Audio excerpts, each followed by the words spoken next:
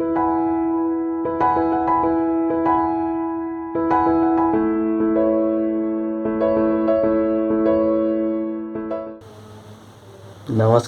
मु झिलाम लोकल हांडीशाला को आपण मानक स्वागत जनावछि। आज रसुणर एक कमाल देखेबा। ए जो रसुण यह को चिली सहित मिसाइले बहुत भल फ्लेवर आसी थाए। रसुण और चिली दुई जन एमिति प्रेम रे बांधि होई जाइछन्ति जे जदि रसुण नथिबो ताले चिली रो कोन हेबो, जदि चिली नथिबो ताले रसुण रो कोन हेबो। चलो दुई जन जाकंकर विवाह करनेबा। आज आम चटपटा चिली रसुण चिंगुड़ी प्रस्तुत करवा। मो चैनल जदि आपण माने सब्सक्राइब करना तेबे सब्सक्राइब करनियंतु।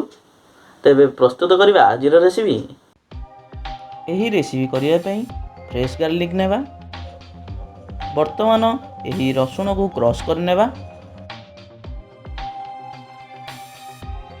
एतिरे एबे चिली पकाइबा। चिली केमिति आसीबो ना, चिली दौड़ दौड़ी आसी एठी पहुँची जीवो।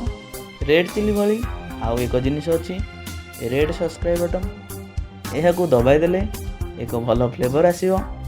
लेंबूर चोप को ग्रेटर रे घसी अल्प नहीं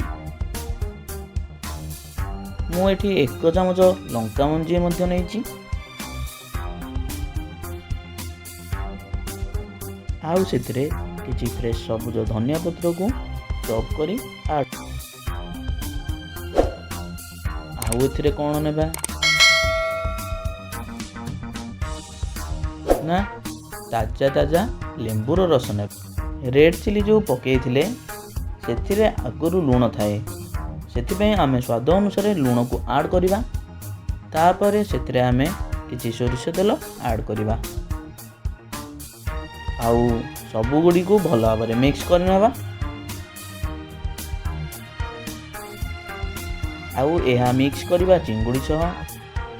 ये जो चिंगुड़ी नहीं मु या भल भाव सफा कर नहीं। आउ रसुणर मिक्स फ्लेवर मते बहुत भल लगे।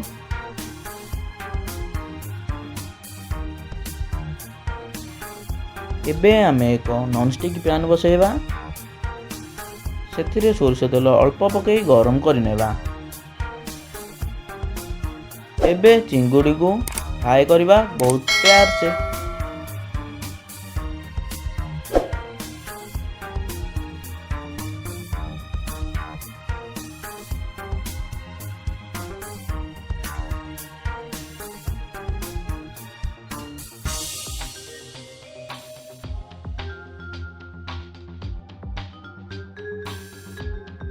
और सेथिरे बळी पड़िथवा मसला को मध्य पकई नेबा। वो मसला पकई सारला परे सांगे सांगे कवर करनेबा।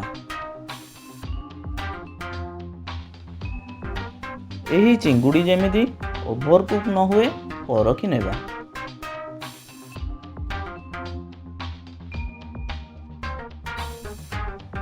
जमा भी ओवरकुक करिवे नहीं। एबे हमरो प्रस्तुत हो गला गरमा गरम चिली रसुण चिंगुड़ी।